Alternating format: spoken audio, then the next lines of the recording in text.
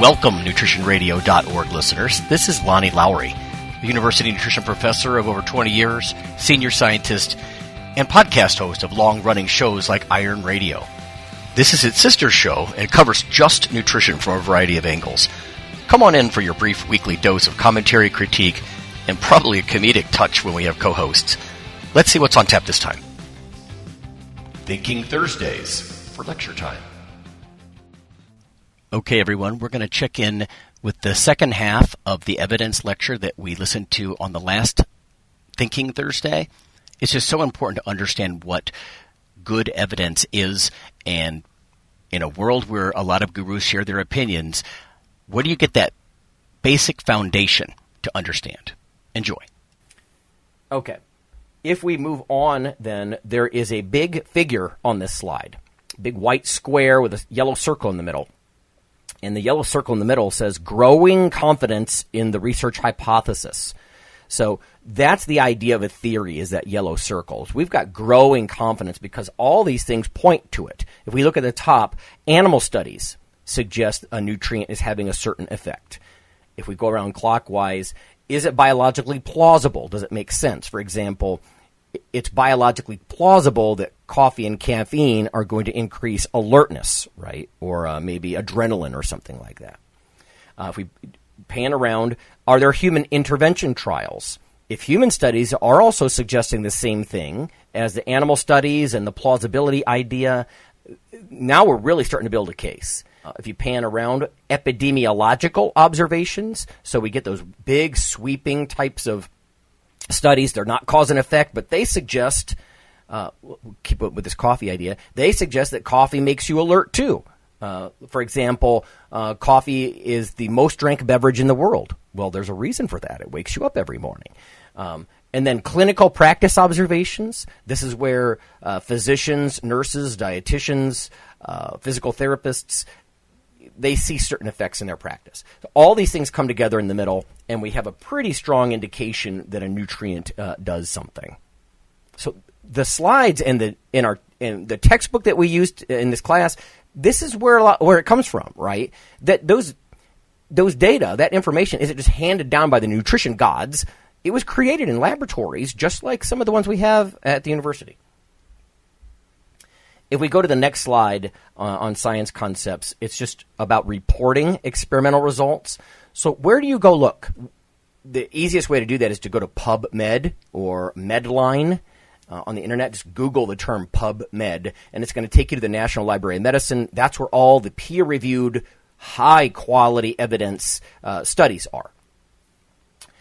There are other databases, but that's a very large and popular one. But on this slide, it says reporting experimental results. Peer-reviewed journals is where we are here. That's where we see this. These are fact-checked by other researchers of the scientist level or higher. And essentially, they're not just fact-checking, but they're looking to see, did the researcher do anything stupid? Did they forget to control for physical activity or sleep? Or was their equipment legitimate? All those sorts of things. Peer review. It's checked for quality. The very first one of these is the American Journal of Clinical Nutrition. The American Journal of Clinical Nutrition, I'm a member of the ASN, the American Society of Nutrition. It's their journal, or our journal, if you will. It's the number one highest impact journal in nutrition, the American Journal of Clinical Nutrition. Now, there are others on this list. The Journal of Applied Physiology, you'll see nutrition studies in there. You'll see things in Medicine and Science and Sports and Exercise. You'll see things in JAMA, right, the Journal of American Medical Association. The New England Journal of Medicine. You see nutrition studies appear in a lot of these journals, and you can see in the picture here, they're very dry. They're not colorful. They're not meant to be super entertaining. They're meant to be high quality, well-controlled, carefully concluded investigations. And they're pretty black and white oftentimes, even when they're online. Let's go to the next slide. What about nutrition advice? So other than a peer-reviewed journal, what are some of the things you might think about if you, for example, if I send you to go do a Google search on look for a YouTube video, something like that. one of the things you need to ask, number one, who said it, right? So we're going to set the bar high. Who said it? We're going to expect credentials and education out of the person who is giving nutrition advice. Are they a neutral third party, or do they have conflicts of interest? Even if you have credentials, that doesn't mean that you're not paid to hold up a bottle and say something is great, of a dietary supplement or whatnot. We have to be careful with the term nutrition experts. The third bullet on this slide is nutrition experts. And it's important to understand there is a single governing body in the U.S. That is how you become a licensed nutritionist. In nutrition, you have to have a license to give nutrition advice. If you give prescriptive assessments and nutrition advice in Ohio, you're committing a misdemeanor crime unless you have a license to practice. I mentioned in the intro, I have a license to practice nutrition. Ohio is very strict about this. In fact, they do, send out covertly sort of people to pose as customers, someone they think is practicing dietetics without a license, and you can actually get in trouble. They will then enforce their scope of practice. So Ohio is pretty strict about that. If you look on the right side of this slide, commonly recognized ways to know someone's a nutrition expert. One is to have a bachelor's or a master's degree from an accredited university, of course. The second bullet is to do an internship. So you might have to do 1,200 hours of working with patients or clients in different kinds of settings, inpatient, outpatient, WIC clinics, out in the public, research, sports nutrition. You get the idea. Internship hours. Then the third bullet's very important. You take an RD examination. Just like a lawyer might take the bar exam, you have to take the registered dietitian exam. The fourth bullet is license. And this is a really key term. License. Think L. License, law. It's not like a certificate in coaching or something like that, personal training, those sorts of things, life coach type things. L, license, legal, law. Each state has a state board, medical board or dietetics board. They enforce licensure. So only people who have a college degree and the internship hours and pass their exam get a license to practice in nutrition. Even to maintain your license, you have to have further certification and continuing education credits. So, for example, I have to maintain 75 hours worth of continuing education at workshops and conferences and seminars every 5 years. That's the idea. Now, also, I want to point out here, if you're not an RD, you can still, of course, be legitimate in nutrition. You're just not a clinical licensed nutritionist, but you could be a nutrition researcher. So those people have PhDs or MD PhDs. So they're highly educated, and they're not so much about practicing nutrition and dietetics, but doing the research, right? Oftentimes these are the food technologists, right? Your food is partly made. It's not just grown these days. So masters and PhD researchers and food technologists, food science professionals, also legitimate. If we go to the next slide, not just who said it, but where published.